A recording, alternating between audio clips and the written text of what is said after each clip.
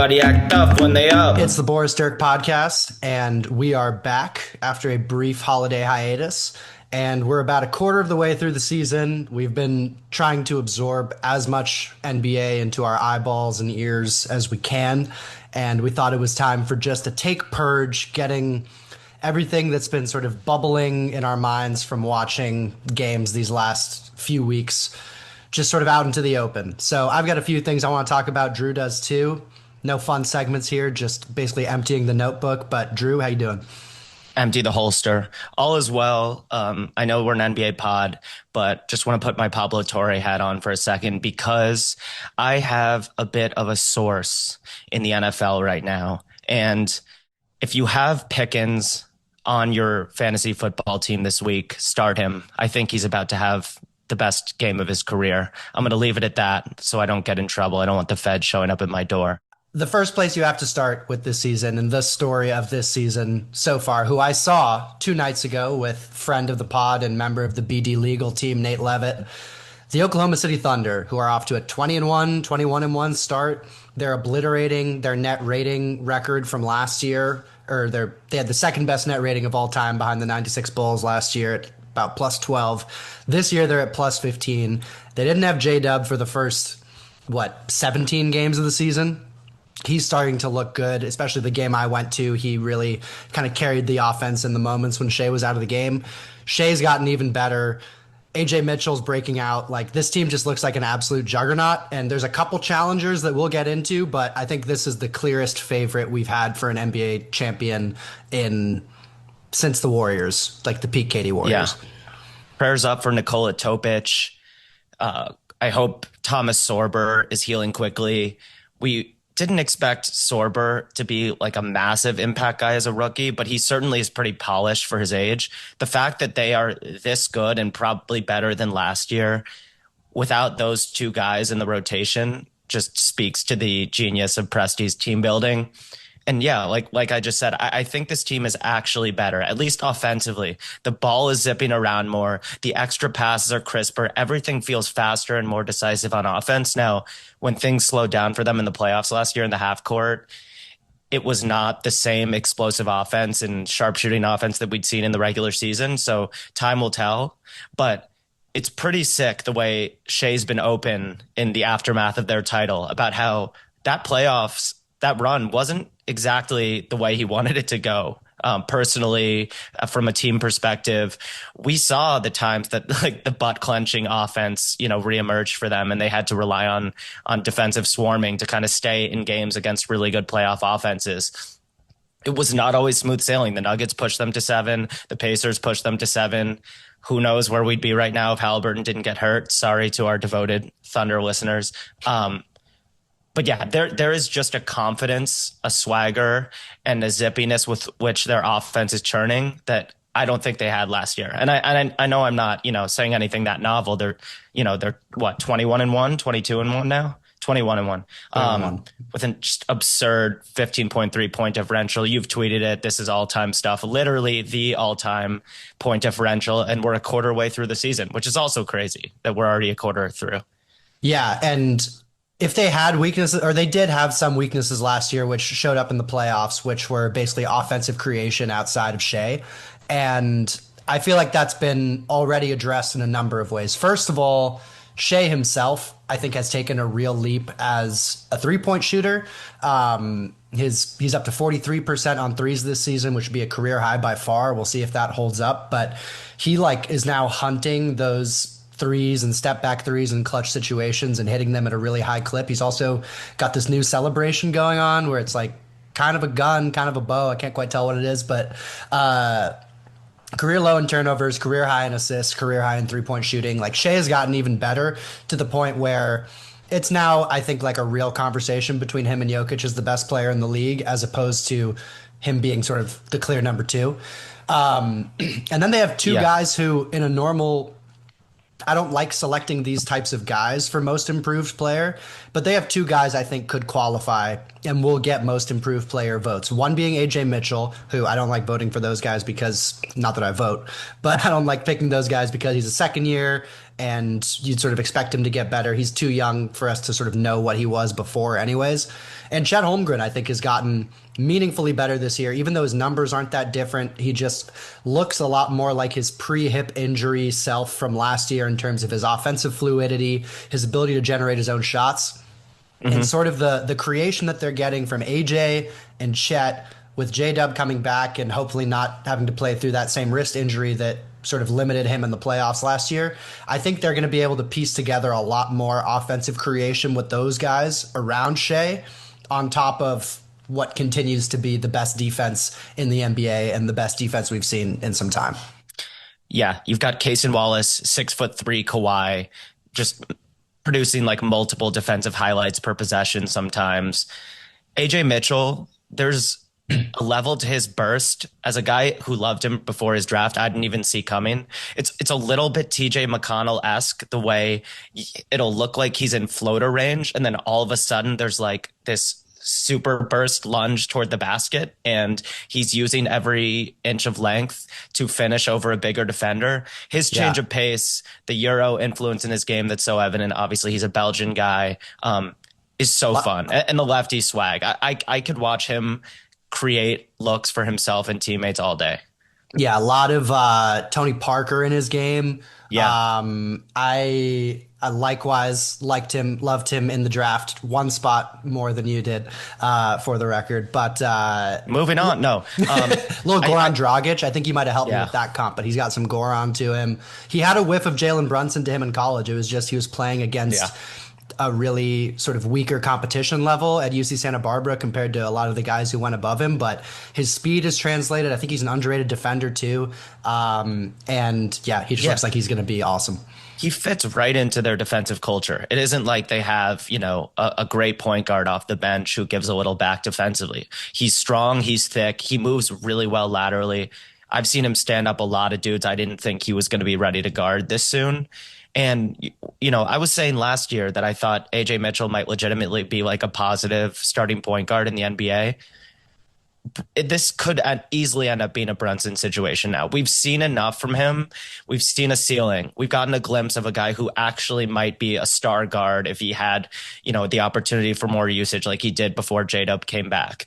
Agree with you on the Chet stuff. I think he's more comfortable shooting from deep this year. His shot looks a little bit cleaned up. There's not much to say. This team is incredibly physically powerful, and their minds are catching up to their physical talent. It's terrifying. They're top tier offense, top tier defense. Shea's at 33.6 minutes per game and 33 points per game, 32.8. So almost a point per minute for him. And this team is absolutely terrifying. Like the Nuggets could not be more impressive to me right now. Jokic might be having his best season ever, and it still feels like everything flows through Oklahoma City in the West. Yeah, and I'd talked about immediately after they won the title that I could see this team challenging the 73 win record this year. And I think as long as Shea doesn't get hurt, because I've never seen a team that's this resilient to injury, just because they have so many guys, so many interchangeable pieces. Like they weathered a 15-game J-Dub absence. Right now they're weathering absences from Dort, Caruso, and Hartenstein all at the same time and not showing any ill effects from that. As long as they have Shea and one of Chet or Hartenstein on the court, they're going to be favored in almost every game. And it seems like they're going to win 70 games. And it's the only suspense is like, are they going to challenge that 73 mark, or is it going to be, 70-12? Yeah. Just the lineup decisions are impossible at this point. And AJ might be stealing that 5th/6th spot that last year was a rotation, depending on who was hot, with Aaron Wiggins on a night where he's making threes, Lou Dort when you just like he's the right matchup for a bigger, elite wing offensive hub that you want him to just harass for a night. Caruso obviously established himself as in the playoffs as like a must close with guy, but AJ's right there now, and it seems like it's just safe to say now this team is on pace to be our first post super team dynasty. And I think only chronic injuries to their most important guys could change that. How could this team not get a couple rings? And I hate saying that. I hate getting ahead of ourselves, but 21 and 1, and the way they've done it is really special. You know who gave them their sole loss this year? The Portland Trailblazers. All right. Moving on. I just wanted to point out a more macro trend that I've been tracking. This is the most efficient offensive season in NBA history. About 115.7 points per 100 possessions across the league, with 3 teams in truly historic shooting territory, which is Oklahoma City, Houston, and Denver. So free throws have spiked about 20% versus last year. I'm not loving that. We're up to an average of about 53 free throw attempts per NBA game. So it's less of an in-season tournament and more of an in-season free throw telethon. But at the same time, dude, I start with the beautiful offense and finish with some free throw negativity. I think games are so fun to watch right now. The old head, like the game used to be more physical and they used to play defense shit. I know it's a tired argument and I know all the smart people have said that's dumb, but I was stuck a few nights ago on NBA TV and they were showing like a Shaq and Kobe finals game, which was really fun to watch because of the characters involved. But that slow triangle half court offense, even 20 years ago, the pace, the skill level, the athleticism does not compare to what I get out of a Hawks without Trae Young game right now. And so I feel grateful. I had like a post first couple weeks of the season burnout where I was like, all right, get me to the playoffs. I've seen enough. And something about that Lakers finals game I just watched against the Sixers just lit me up. I'm like, okay, I can't take this for granted. The level of skill on a night-to-night basis, the number of guys who just have transcendent skills with the basketball in their hands, like Svi Mikhailuk's ability to hit 4 threes in a quarter, go nuclear. Some of the dunkers who are just like casually sitting on teams' benches right now. It's an electric NBA season in the works. Yeah, I would encourage everyone, like when those clips come across your timeline or whatever of like uncut games from the 2000s or even the early 2010s, like watch them and see exactly how different the game is compared to then. Like I remember watching the game 7 from the Lakers Celtics 2010 finals last year and that's not that long. I mean, 15 years, but it's, in the realm of guys who like there were some guys playing in that game who played in the last few years, Rondo, some other guys.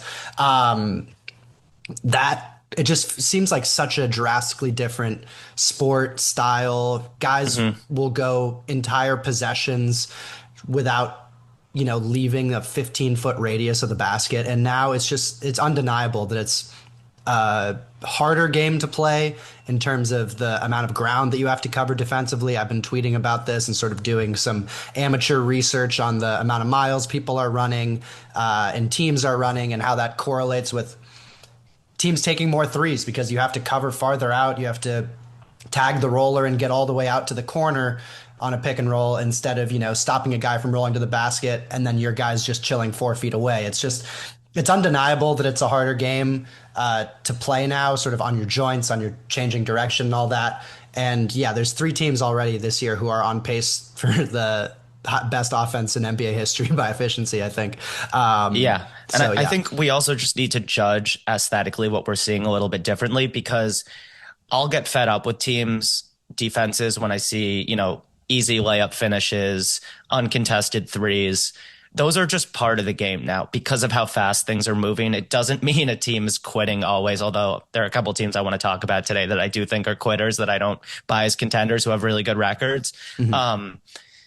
It's different. But before we had superstars foul baiting a little bit too much, we had Charles Barkley isolating for an entire shot clock, trying to lure a defender to cross the invisible vertical midcourt line when it was a rule that when in isolation, you could only commit so many defenders to the guy initiating the isolation on offense. Don't take this for granted. And again, you don't even have to go back to the 80s, 90s. This is like late 2000s. It was a slog. So these games are good.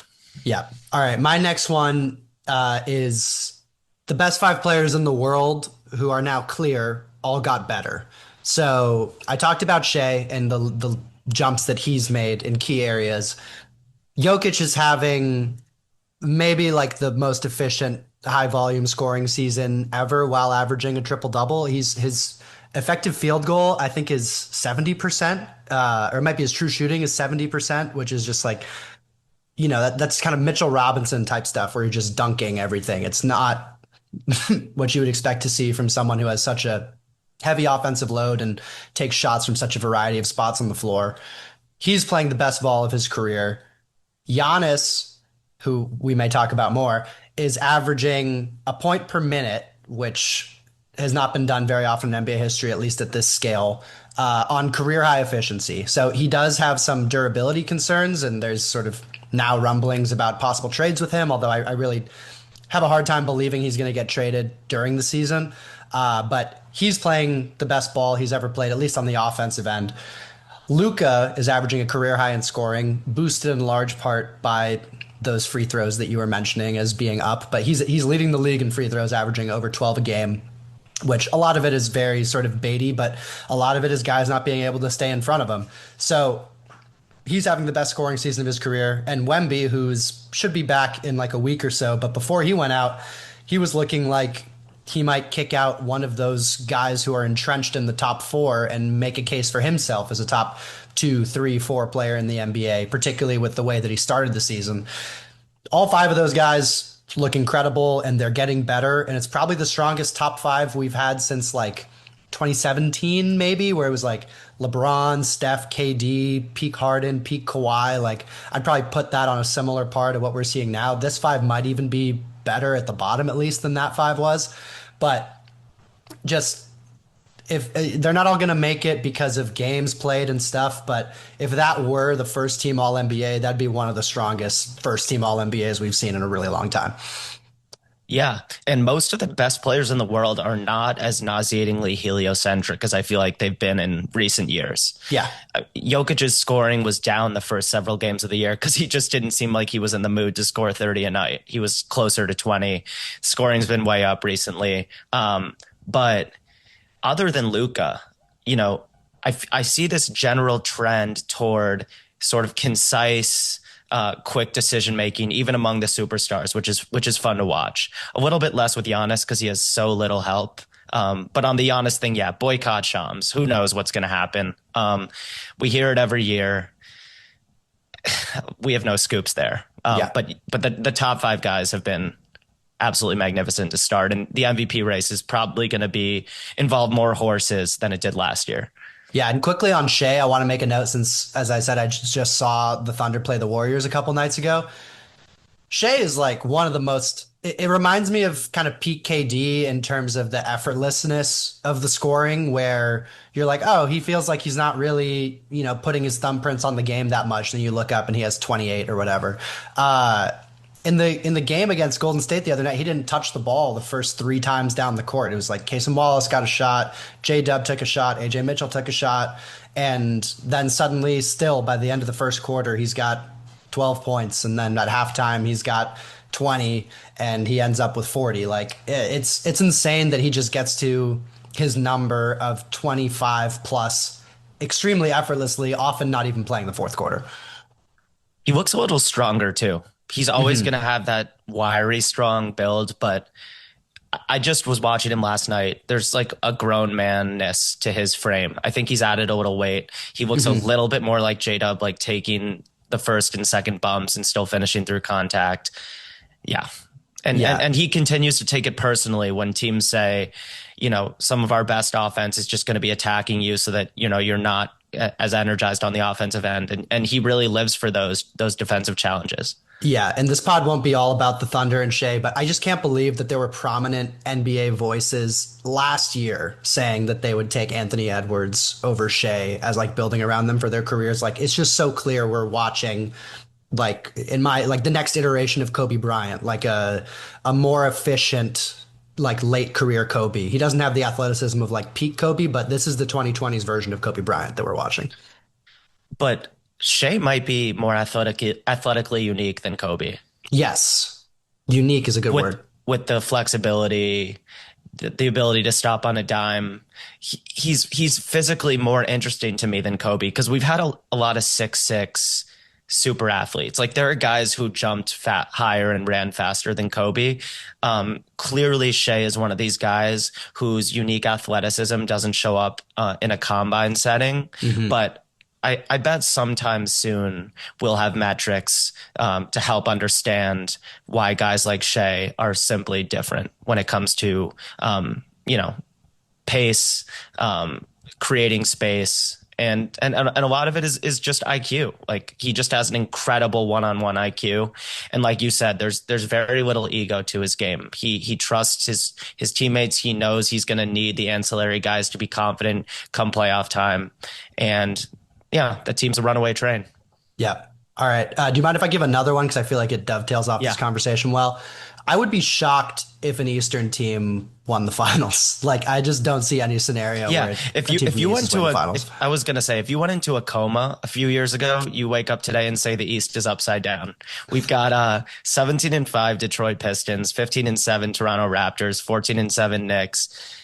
It's fun. It's an exciting East because these are just, these aren't the powers that be. At least, when it comes to our childhoods, I was 8 years old when the Pistons won it all. And, the Kawhi 2019 title was such a blip, even though it was obviously, an amazing, the all-time moment for Toronto. But yeah, look at this top three. It's certainly not what any of the experts had in their minds. And like the East went 0-5 against the West last night. Granted, that's just one night, but I just don't buy that there's this many decent teams in the East. I think it's going to even out, and the West is going to clearly be the better conference, and some of the teams that have gotten off to slower starts are going to pick it up a little bit. But there are a lot of teams that are just getting by on effort, and effort wins games in the regular season. Just like effort and not having a lot of guys who are bad that's kind of what the Toronto Raptors are doing. The Pistons are doing that to a much greater extent where they have some really good guys on the roster, but they're just deep. They try really hard. They kind of punk teams out of games in a lot of ways. But just OKC, Houston, and Denver have been so far clearly like the three best teams in the league that barring an injury in the finals, I don't think any team in the East has a shot of actually winning it. I want to say that the Lakers, if you told me before the season they'd be 15-5 through 20 games, and Luka, would look like as good in a regular season Luka as we've seen, that surely they're in the mix after the 1A tier that is Oklahoma City. I don't have faith in the Lakers. I don't take them seriously as a contender. I talked about how the best players in the league right now are less heliocentric, boring watches. They're not letting us fall into a dark age of James Harden inspired offensive monotony. But this team just looks so soft to me. And there are nights where the Lakers come out and you just see the quit in them in like the first quarter. And I know what it must do to JJ Redick's blood pressure, but this version of LeBron is still a plus NBA player, which is incredible in itself. He still can do really interesting things on offense. But I think what we've maybe lost with LeBron now is that gear defensively that he can turn on when they really need it. And for a team that needs to close with Luka and Austin Reeves, that's a real problem.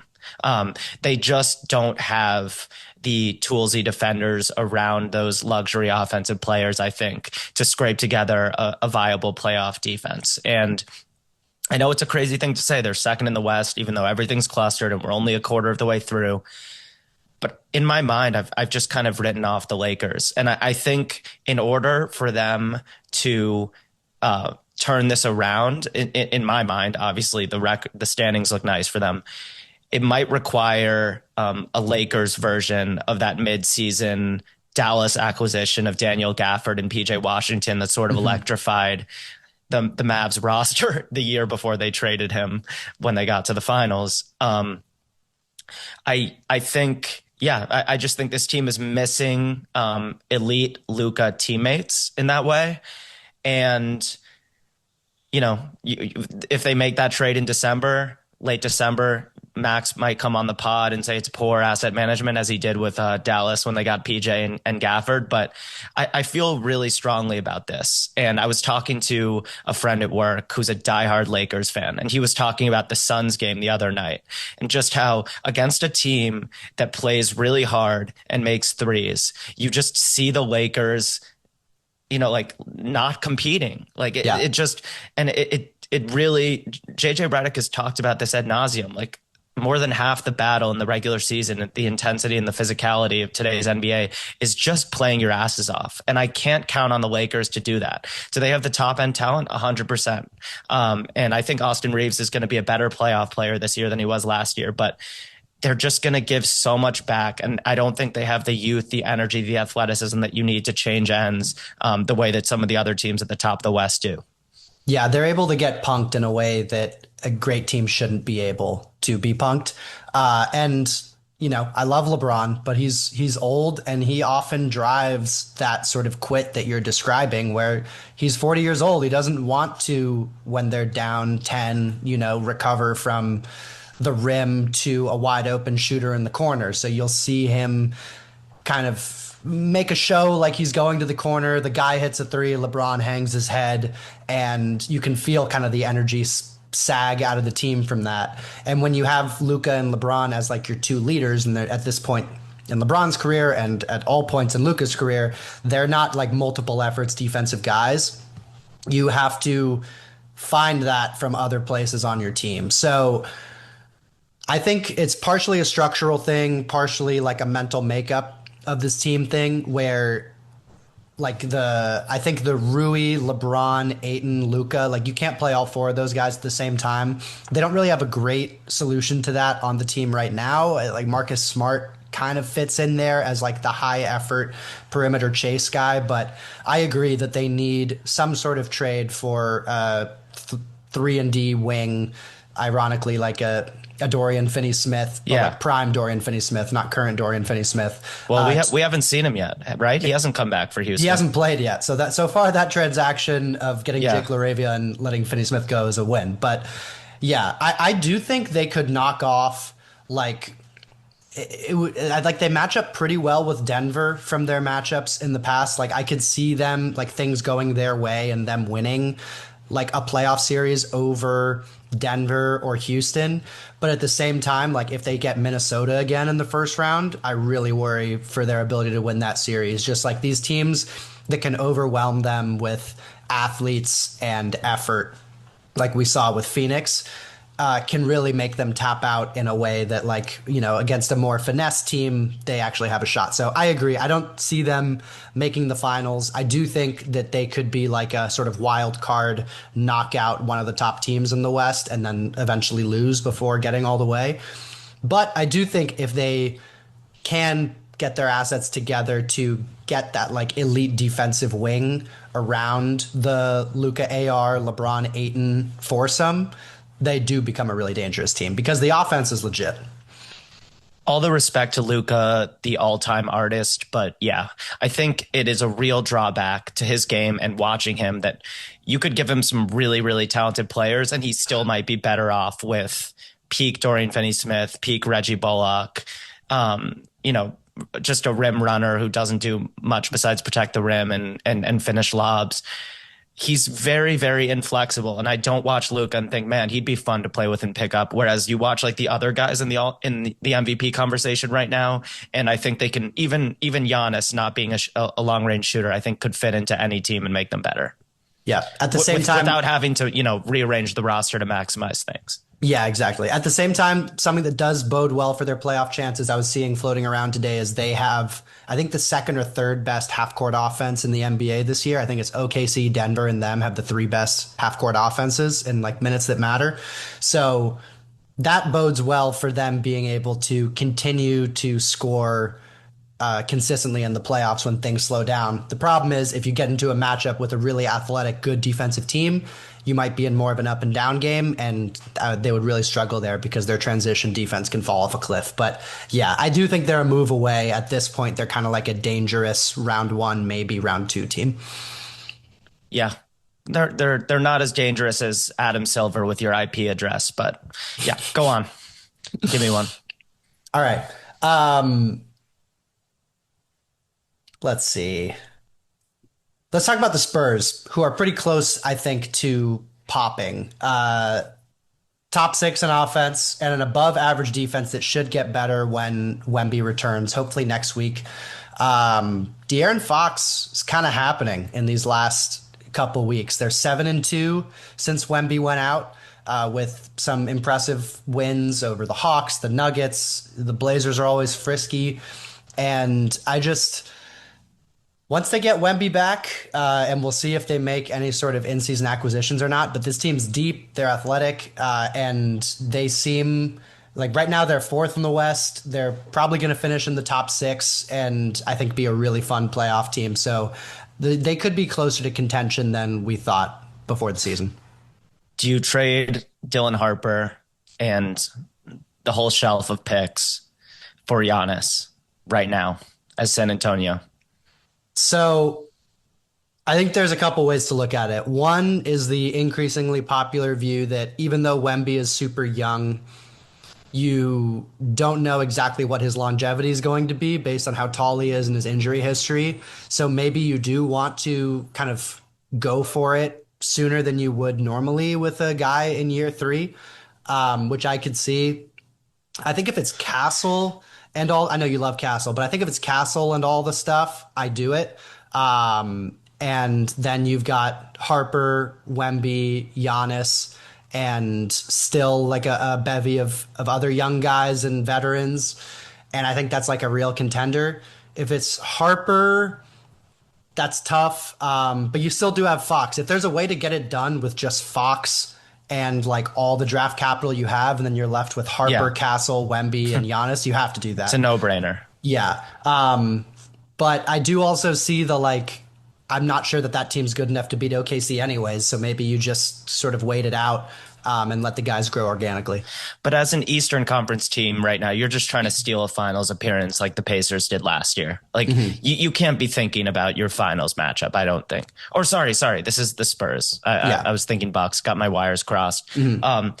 Yeah, I just have this feeling in my gut that if the Bucks trade Giannis right now, both teams will lose the trade. Yeah. Because when you trade one of the best players in the world in the thick of his prime, playing as well as Giannis has this year when he's on the floor, I think he's out for like a week now at least, but you just don't win those trades because we both really, really like Dylan Harper. And Dylan Harper, I think he's more likely to be an all-star than not, with real like number one creator upside. But it's upside. It's, there are injuries, there's, developmental curves are never quite what we expect with guys. And it's a huge spin of the wheel. And as someone who was traumatized by our Dame trade, and Dame doesn't even come close to peak Giannis, I just think, is there something that deeply wrong with being a middle of the pack NBA team with one of the best players in the world who you drafted and is the biggest sports star in your city, way more likable than Aaron Rodgers, and the state of Wisconsin lives for this guy. Maybe they're getting a little bit worn out by these, Greek agent talks to Shams apparently about their renewed interest in exploring trade options, but just there's something really sad about the idea of Milwaukee starting over right now, even if it makes sense with the way the league is structured in the current CBA. I find it really hard to believe it's better for the overall health of their franchise, the relationship with the fans, to trade Giannis for a really interesting, unproven blue chip young guy and a few picks that probably won't be great because the Spurs would be set up to win a lot of games in the coming years. Yeah, and I haven't seen a lot of trades that make me think the team, you just have to send out so much in terms of salary and assets to get Giannis that I haven't seen a lot of trades where he's coming back to that team. And I think that they're meaningfully better in a way that sets them up to challenge for the championship. The Spurs, I think Wemby and Giannis is a insane defensive pairing. And yeah, Fox, Wemby, Giannis let's say they send out Harper. So it's Fox, Castle, Harrison Barnes, Wemby, and Giannis. I think that absolutely like vaults them into the Denver Houston tier. I'm not sure that it makes them like favorites. I think there's still sort of shooting issues and offensive issues with that team, even if it's one of the best defensive front court pairings that we've ever seen. And then like with the Knicks, who I'd like to talk about too when it comes to potential Giannis trades. I guess the most common one is sending out Towns and OG and taking back Giannis, which Oh yeah, this is the one I wanted to talk about because Max said in our group chat that he thinks that trade doesn't make the Knicks better. Now, I might be jumping on you too early. Maybe you've taken some time to think about it. I just want to say I love OG Anunoby. I agree with you that in many ways he's the Knicks' most important player, you know, outside of closing half-court offense where Jalen Brunson becomes a massive, you know, piece of everything they do. You get better with Giannis at age 31 playing the way he is. Like you could trade Cat and Brunson and for Giannis and probably be better if the contracts worked. now that's kind of interesting because then you're left with Bridges and OG and Hart and Giannis, which I like the fit of that a little bit more. But I really worry about sending out Cat and OG, who are like the two best off-ball shooters on the team, and replacing them with Giannis, who, while he's an all-time great player, is not a shooter, and having three of your five best players being Josh Hart, Giannis, and Mitchell Robinson. I don't care how good Giannis and Brunson are offensively. I don't think you can have a top 8 offense with Giannis, Hart, and Mitch like playing heavy minutes together. The Hart-Mitch combo is already bad enough. I do think like, yeah, maybe you can retool your team in the future where you move Hart and Mitch. Eventually you get kind of maybe like a more floor spacing big next to Giannis, and you retool a little bit around kind of Bridges, Brunson, Giannis, and then you get like a real shooting threat and a real like floor spacer. Then your team's elite, but I don't know if you're going to have the assets to be able to do that. And like the Knicks right now, they've been a little I don't know if they've been disappointing, but they've got they've got an elite offense. It's top 3, and they're still like smoothing through some of the you know growing pains with Mike Brown's offense. Yeah, and their defense is like a little above average. So if you take out OG, who is their best defender, and Cat, who opens up so much for their offense, and replace him with Giannis, who's a massive upgrade over Cat on the defensive end, like could not possibly be a bigger upgrade on the defensive end, but is not a shooter. That offense, I think, goes from top 3 to like 10, 11, 12. And the defense goes from 12, but you still are employing Jalen Brunson, and it's hard to have like an elite defense with Jalen Brunson on the court. Yeah, but it could be done. It can be done. We've had a top 5 defense with Brunson before, but I think you're just sort of like flipping your identity from like a top 3 offense and a slightly above average defense to maybe a top 5 defense and then like a slightly above average offense. And it might make them marginally better, but I don't think it vaults them into like championship contention. And also it makes no sense for Milwaukee. I just want to like before we go too deep into this. There's no reason Milwaukee would say, yeah, we want to be like a low level Eastern Conference playoff team with OG and Cat and whatever else is remaining. I just don't buy it. In the real world that we live in too, I just think from an honor, from an emotional perspective, like this Knicks team deserves a chance to play in other playoffs with this general makeup and just see what happens. Last year, I don't care on paper in a vacuum, you know, how successful the season was. It was disappointing the way things shook out. To collapse against the Pacers after upsetting Boston was falling short. You know, preseason to just say they make it to the conference finals. Obviously, like a lot of us would have signed up for that. I'm not a Knicks fan, but I think that was like kind of the benchmark. But the way the chips fell, they fell short. The Knicks fell short. And I think this team, the energy they brought to the city, they just deserve one more swing. But I also can't stand Karl Anthony Towns on defense and him guarding in space, the way he loses focus in the most simple ways, the fouls that are just head scratching. I mean, I don't have hair, so my scalp is bleeding by the end of like a Karl Anthony Towns watch. And it sucks. And I've said this, since last season. I just believe in my heart, and I'm wrong because they made the conference finals. So clearly they're good enough to be in the mix.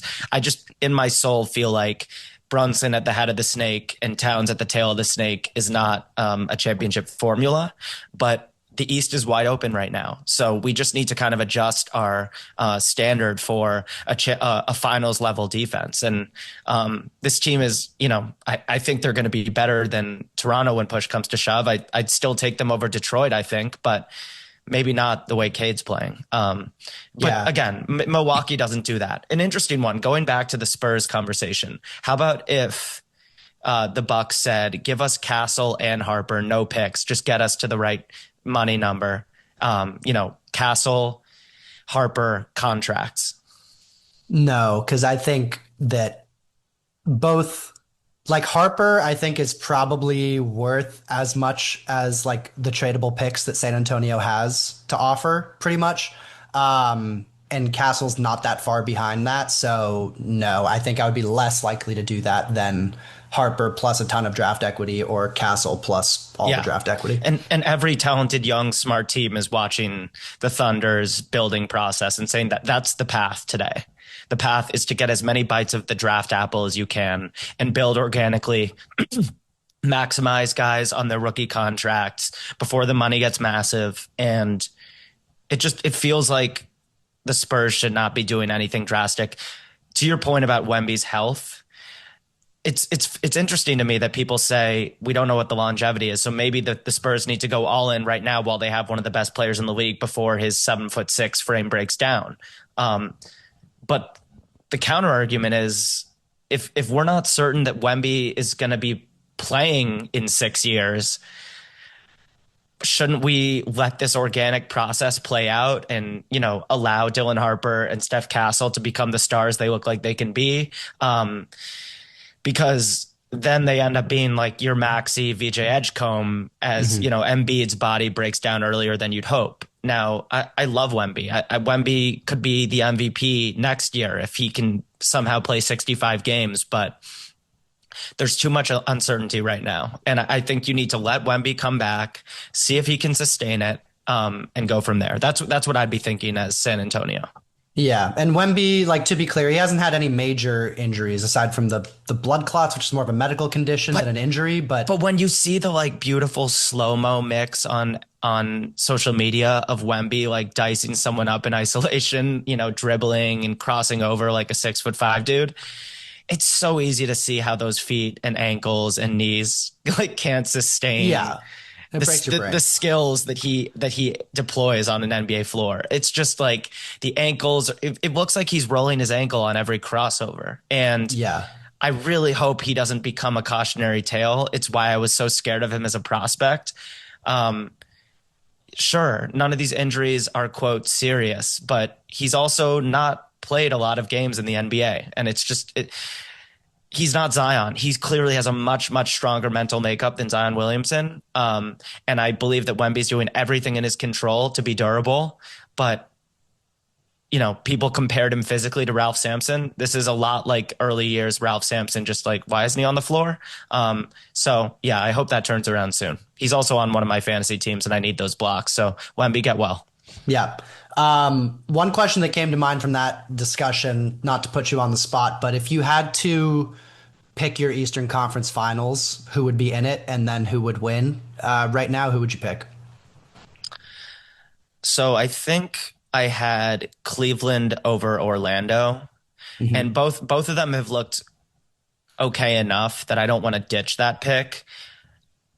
There is a solid chance, depending on Giannis's health, if he stays in the East, if this trade stuff is real, that like Cade is becoming the best player in the East before our eyes. I saw someone, I think it was Andy Bailey, tweeted like Donovan Mitchell's the best American player alive right now. Obviously Shea is Canadian and the rest are Slavic and European maestros. But yeah, like Cade is becoming an MVP candidate very quickly. And when you have the best player in the conference, you deserve a shout in any conference finals conversation. I don't love what I've seen offensively from Evan Mobley this year. I really, really liked his sort of 4/5 offensive attack mode mindset last year. He was a menace on the offensive boards, finishing plays, not too worried about starting them, even though he does have a nice little dribble handoff IQ and can do some things with the ball in his hands. It just looks like someone got in Mobley's ear and said, you should start playing like a three, start initiating from the perimeter. And that's just not his game. He can look really smooth doing it in an open gym, but last year's version of Mobley was just perfection in my eyes. And I wish that he would just operate closer to the rim on offense more generally. His efficiency is way down. Like his true shooting last year was absolutely awesome. And this year he looks like, he's almost in the Donovan Clingan range of poor shooting for someone, that big. But I still believe in Darius Garland. I think he's caught a lot of flack. If we're talking like not the most chronic of injuries, like Darius Garland's had a lot of bad luck with facial injuries. He had the jaw thing last year. I just believe in this Cleveland team. I think they turned a corner with Kenny Atkinson, and I'd still take them to get out of the East. But right now, the East is complete chaos, and to say I'm confident would be a complete lie. Yeah. I think Knicks over Cavs before the season, chalk. But yeah, I've definitely been underwhelmed by Cleveland. As a Knicks fan, I can say the teams that scare me most in potential playoff matchups are Orlando. Number one, Orlando, assuming Jalen Suggs is healthy. And the Magic are 11-6 with Suggs and 2-3 without Suggs this year. And he's sort of like their OG Anunoby, where, although to an even greater extent, where he unlocks so much of what they do on both ends of the court. And like Franz and Paolo are very duplicative in some senses. It's a big reason why I don't think that fit is great. And if I were them, I'd probably be looking to move one of them, probably Paolo, but I don't love the long-term fit between those two. But whenever they miss Suggs, and it's clear trend over the last 3 seasons, their team just falls off a cliff. And when he's on the court, he's maybe the best guard defender in the entire NBA. He's a really good offensive player too. He plays with a level of just compete and fire that like gets instilled throughout the team, where he's really sort of the mental and emotional leader of that team. Where if Suggs is playing, I'm scarred enough from the battles that the Knicks have had against the Magic in the regular season over the last couple of years that that's the team that scares me most in a playoff series, more than Cleveland for sure. And I think I would be second most scared of Detroit, just because that was already a really tough playoff series last year that was, a potential foul on a 3-point shooter away from going 7 games. So both of those teams, and also because they're both like physical, imposing teams, and the Knicks are more of a finesse unit at this point. So are the Cavs. Like I could see the Magic or the Pistons punking the Knicks or Cavs physically over the course of a playoff series. I think now I'd probably lean like Knicks over Magic or Pistons in the conference finals. The Pistons might just like have such an easy path, being if they hang on to the 1 seed, that like they're just going to walk to the conference finals. But I've been pretty underwhelmed by the Cavs and worried that like Garland is just never going to be right this year physically. It's possible. I heard someone say it really well recently that like if it's Donovan Mitchell and then a gap and then the second best player on the Cavs, they won't have a chance to go all the way. But if Evan Mobley plays at the level he did last year, they still haven't gotten Max Strus back. We all know Max Strus is a playoff shower-upper. And Mobley starts playing more like a big man. Jared Allen gets healthy again. 13-10 doesn't tell the whole story for Cleveland. But again, they keep getting injured. They've gotten injured in the last 2 playoffs, and this is it. Like this is the year. If they get hurt before the playoffs this year and don't have their full core to like give it a real swing, we've just got to move on and try something else. You can't just say forever the potential on this team is so great. I did just casually throw in that I had, the Magic as my other conference finals team preseason. I'm feeling good about it. I'm not the biggest Paolo fan. It sucks when the highest usage ball dominant guy on a team is your least favorite thing about them. What up, Atlanta? But the 4-man combo of Paolo, Franz, Suggs, and Bane is plus 16.7. We haven't gotten a lot of minutes there, but the formula looks good, and Desmond Bane has been happening. It was a rough start, but he's starting to light it up. The 3-point shooting is there. Anthony Black is happening. Just want to say that. A stock menace, steals and blocks. And he's not a perfect fit with their two stars because his shooting is the biggest question mark, but Anthony Black does everything else. And the disappointing Tyus Jones factor has been sort of papered over with the strong improvements from Anthony Black. This team is really, really deep. I love this podcast loves Tristan da Silva. Max, I think, had him 4th on his board. Goddamn right. So obviously Max is a fan of da Silva Surfer. Goga as a backup center is great. Their rookie Noah Penda, I believe in time will enter the rotation. Maybe not this year. But yeah, this Magic team, when the offense is clicking just enough, their defensive numbers are catching up to the talent that we identified preseason. Because that was one of the biggest head scratchers the first few weeks. Why can't the Magic stop anyone from scoring? Well, it's starting to make sense. They're 13-9, and like you said, number 9 in the East is 3 games behind, the 2 seed Toronto Raptors. So none of these seeds mean anything. A lot of basketball left to play. And specifically at the top of the Eastern Conference, there have just been a lot of injuries to key players and a lot of sort of new entries into, playoff consideration. Like, we need to see if this Jalen Duren jump is real. It certainly looks real because he's sustained it now for about 20 games. But, we need to see if this Raptors culture is real. Can they sustain some of their shooting? Because they don't have the point differential of your typical 2 seed, legit contender. And also they're the Toronto Raptors, and, they've let us down in recent seasons, albeit, injuries played a big part. So, I know we're a quarter into the season and that is a significant sample, but I just need to see so many things happen in the East before I want to start making, some real takes. Yeah, I'm not buying any of these like out of nowhere Toronto type teams in the East. Like they'll probably make the playoffs at this point because they're off to a hot enough start, and I think the rest of the conference is pretty weak. Boston's the one that I just have like such Stockholm syndrome with those uniforms that like I do kind of buy them, but Toronto I don't buy. On Orlando, Bane has been awesome the last like 10 plus games. In his last 10, he's hit point totals of like 26, 23, 27. He had back-to-back 37-point games. Went with Paolo out, and it's sort of slotted into like a Bane and Franz as the primary creators, and then everyone else just plays off of that. The offense has made a lot more sense. They're now top 10 in both offense and defense, which is historically a sign of like a really good team. Maybe, real contenders like top 5 in both, or top 5 in one, top 10 in the other.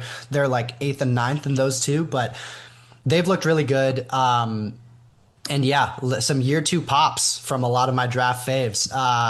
Tristan da Silva looking just awesome, having one of the best on-off swings on the Orlando Magic team. It's like him and Jalen Suggs have been sort of by the Magic's net rating when they're on the court versus off, the 2 most impactful players on the team. And we didn't mention with Cleveland, our guy Jalen Tyson has been looking really good for them as like a silver lining in their slow start. Keyshawn George. That's been a silver lining of the Garland injuries, because the Cavs have enough ball handling. You could argue they really need Garland to stir the drink, because there aren't many guards when healthy who are better at putting defenses in the blender than Darius Garland. And I've said, I think he kind of has taken the Kyrie torch just as maybe the craftiest, like most electric combination of ball handling and passing right now. Maybe Trae Young will have something to say when he comes back from his injury. But yeah, that's another thing. Atlanta's been really interesting. Not so surprising to major NBA nerds, like have been a more intriguing team without Trae Young on the floor. Shout out Jalen Johnson. It's just, like he's a legit all NBA caliber player right now. Yeah. All right. Those are all my takes have kind of been woven into conversation. So do you have any others you want to hit on? Hmm. Well, I mean, I wrote down the CBA. The real main character this season is the second apron because they're just the trade machine just isn't as fun as it used to be. But we've talked Yeah. about that. Um, Reed Shepherd. Did you mention him? No. That's been a thing. And it's so important for them that he's showing up now and finding his confidence as a shot maker, post Fred VanVleet injury, especially because, Aman and Şengün needing to be on the floor. There's just got to be an influx of shooting around them. The Rockets look real. Şengün has taken another step. They've been doing this with Van Vliet having torn his ACL, Tari Eason missing a bunch of games, like two top 7 guys for them. Yeah. I'm really excited to see. Like everyone's been talking about the Rockets' insane offensive rebounding numbers. It's really cool that the Steven Adams, Alperen Şengün double big lineups that worked so well out of nowhere in the playoffs have resurfaced now as a real regular season tool for them. But the offensive analytics for them just feel too good to be true right now. And I'm really interested to see if they can sustain it. But at the same time, I don't even feel like Amen Thompson has really found his groove offensively this year. I especially post Van Vliet injury, I thought Thompson would establish himself as their clear initiator. In the half court, Şengün's always going to be their go-to guy, but Amen is just slowly finding his way offensively this season. So Houston is a team I'm excited to watch. And also KD has been great. He's been everything they could have hoped for, and that trade is looking like a success for Houston. Yeah. Reed Shepherd definitely should have been mentioned as another year 2 pop from some guys that we loved in the draft. Yeah. KD just like clockwork, averaging 25 points a game on pretty much 50, 40, 90 shooting. Like he's just going to do this forever. And yeah, it's flown under the radar because OKC's been so phenomenal and their net rating would obliterate the NBA record. But Houston's also currently on pace for an all-time great net rating. Their net rating's 11.6, which would be the same as the first year that Durant was with the Warriors. And that is currently the 4th best of all time. So they're playing like an all-time great team right now, which I don't fully buy. But I think the combination of the talent and then just the overall size, physicality, ability to just bully teams that don't really want it on a night-to-night basis in the regular season has really paid dividends for them. And they've weathered the Fred VanVleet injury way better than I expected them to, just by leaning even more into their athleticism and physicality and rebounding. So Denver's been dealing with some injuries, particularly to Aaron Gordon and some of their other supporting players. So they've tailed off a little bit from being in that upper crust of net rating. But it's very clear to me Houston and Denver and OKC have really separated themselves as the 3 best teams so far. And maybe the Lakers or the Knicks or the Cavs or the Pistons or Orlando can make a push to get into that same tier. But right now it's pretty clear that there's a separation after those 3. Yeah. The best programs, have that next up mentality. A key player goes down like Christian Brown and it's Peyton Watson's time. And I think people jumped the gun with Peyton Watson the last couple of years, but he's looked really, really good for them. His shot is way cleaner. I don't believe he's going to be a 39% 3-point shooter or whatever he's been recently. Another stocks merchant, Peyton Watson. And that's a silver lining for Denver right now that he's getting a chance to gain some confidence.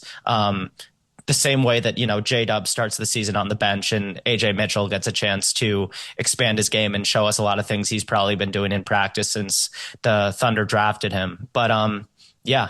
It's an interesting time. Yeah. All right. Anything else you want to get off your chest?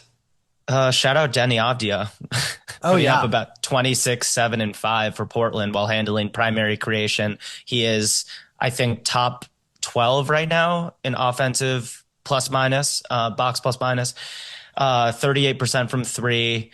I will say he isn't guarding like he did last year as someone who watches the Blazers every night. But that's because his usage rate is extremely high. And he just has a knack for like creating what look like transition attempts out of half court offense. He plays with such ferocity and pace.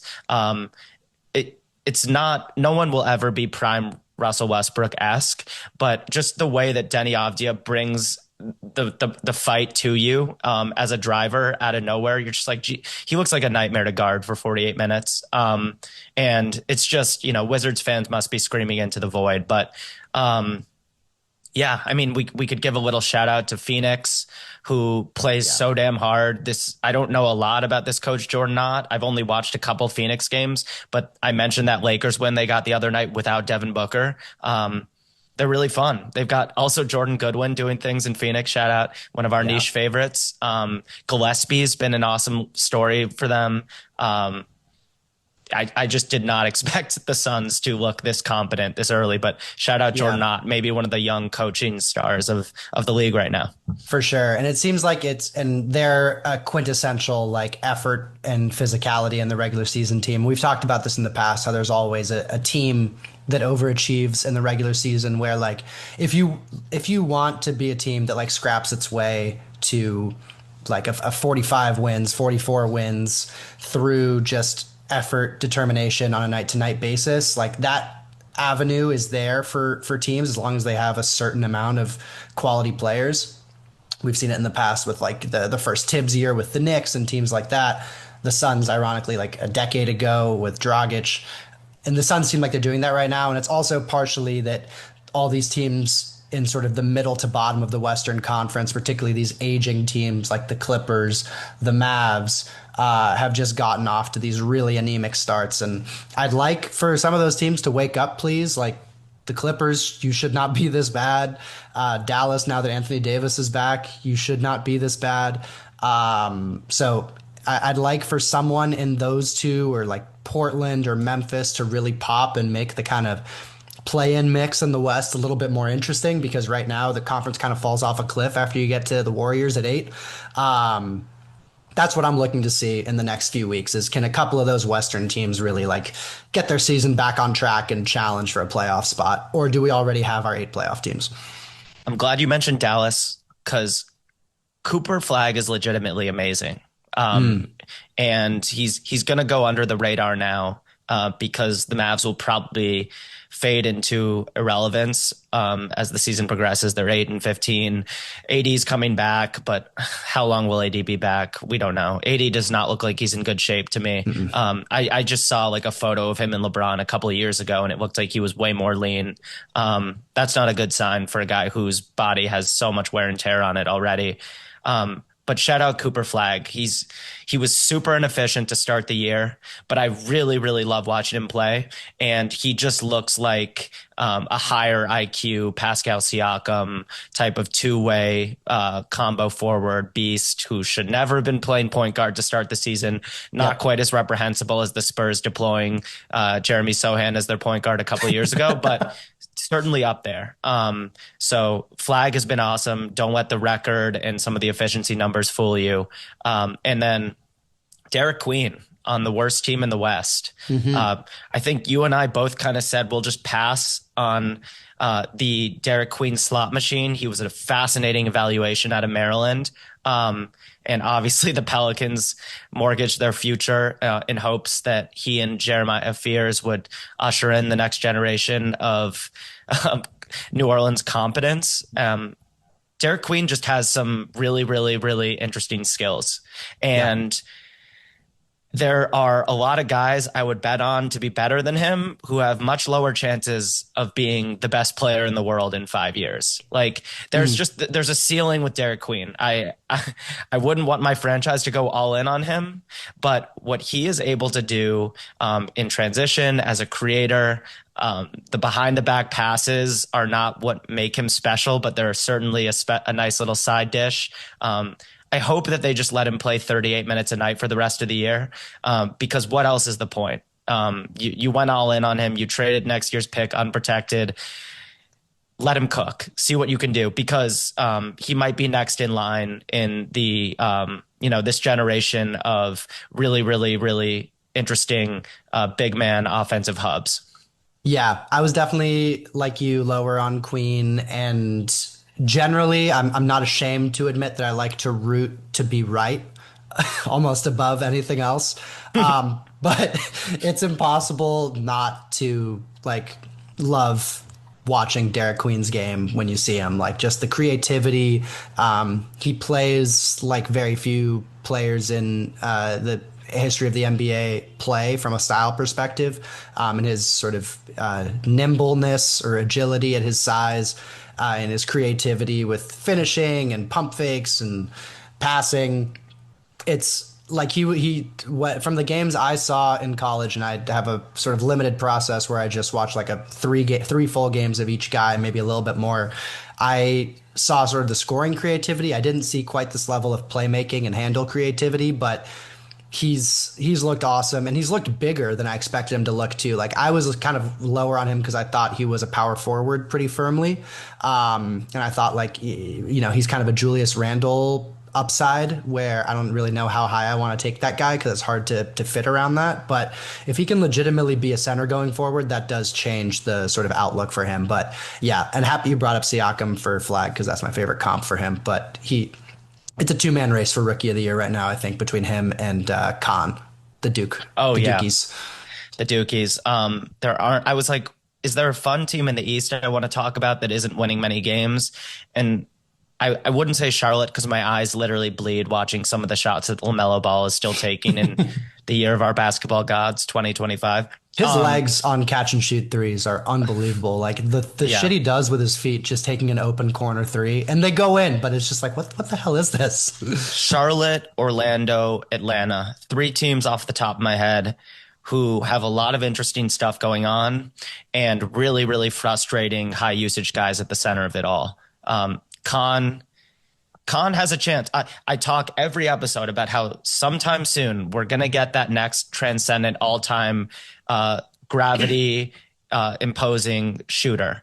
The Stephs, the Dames, the Klay Thompsons.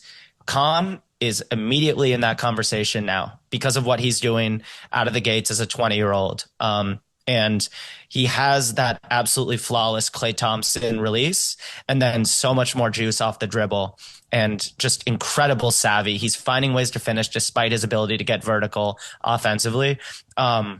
He's awesome to watch. And if I were a Charlotte fan, I'd certainly be hoping we just trade LaMelo for whatever the hell we can get and build around Khan and Brandon Miller if he can get healthy. But I hear the Zach Lowe voice in my head, like 6'8", shooters and passers like LaMelo don't come around so often. And yet I watch the dude play and I just find it hard to believe you're ever going to be able to turn him into a winning player. There's just a nonchalance, a disrespect for the basketball gods. He'll take one-footed step back threes with 18 seconds left on the shot clock that just really upset me. And the Hornets nailed this draft. They got Kalkbrenner, one of my favorite centers. They got Sion James from Duke. And then his teammate Khan at the center of it all, just doing absolutely bonkers things for a guy that young. Yeah, he looks like a future many-time all-star. Were you the one who comped him to Desmond Bane coming out? Was that you? Or I think so.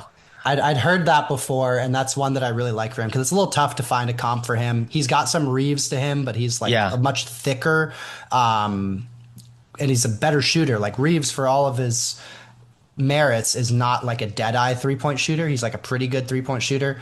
But yeah, there's some Bane to Khan, but he's even got some more like on-the-ball playmaking juice. Klay is one that comes up, but I think he's a different archetype. I've been saying from he's Klay Thompson with an H in Klay.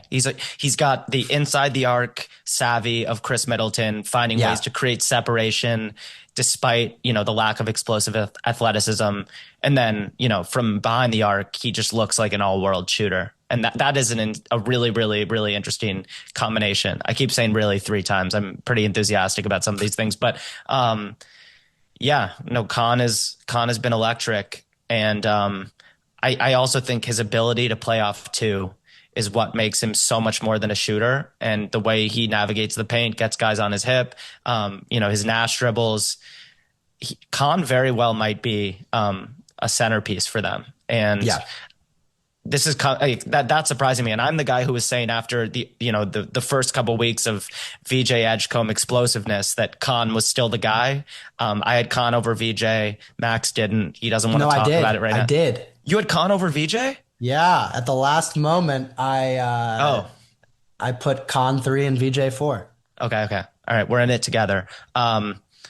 But, Philly's happy with their decision. And I do love what I've seen from VJ Edgecombe. Despite the recent inefficiency, I think he's going to be really good. Just amazing how even with the level and depth of talent around the league, these young guys just keep entering and taking dude seats. Con Knippel's precociousness has been one of the stories of the early season for a team that sucks. Hell yeah. All right. Well, I'm good to wrap there. Speaking of rap, it's Spotify Wrapped season. I had a very big rap year, unsurprisingly. A lot of Kendrick, a lot of clips, some Burna Boy. Drew, any surprises in your top? No surprises. I can't say my top 5 because it was very politically offensive to some of my friends. But shout out 070 Shake. She has been one of my favorites the last couple of years and continues to resurface. Listen to her album Petrichor. I thought it was one of the best releases in the past year. Lorde at the top. You shouldn't be surprised. I'm seeing her at the Barclays Center in a couple of weeks. That will be the most exciting thing that happens at the Barclays Center in the past several years and probably for the next several years, given how absolutely dark it is for the Nets right now. But Wrapped is always fun. I don't know what the hell went wrong with their algorithm that we're all 72 or 73 years old, but I will tell you that all of my top songs are from the past decade, so it doesn't make sense. Yeah. What we got this year, which I have not seen in years past, I don't know if it's new, is Wrapped for creators, since our podcast is hosted through Spotify. With some encouraging stats in there in terms of listener growth and follower growth in the last year. So big shout out to everybody who's listened to us over the last year. Shout out if you're new and you're not one of our friends. If you've never met us, thank you for listening. We appreciate you. If you are one of the people who's been here since the Pod Sham Pod days, we love you too. Very, very grateful for all you guys. Are we going to have to change the name of the pod at some point? Because I have a lot of loyal friends who talk to me about our episodes, and a lot of them are calling it the Doris Burke podcast, and they mean well. Maybe we can do a poll among listeners. But I do have a lot of people saying we should change it back to Pod Sham Pod, and then it just kind of rolls off the tongue faster. And that they just like it more. The Boris Dirk does. It's a very niche name, and the people who get it, but it does throw a lot of people for a loop. We've got a really good one coming up next week, whatever the name of our pod is by then. Fun guest coming. We are going to try to get our legal panel back on soon to talk about all things gambling and tree planting. Shout out Isaac and Nate. This has been the Boris Dirk podcast, and we'll be back soon. Peace. Boris Dirk.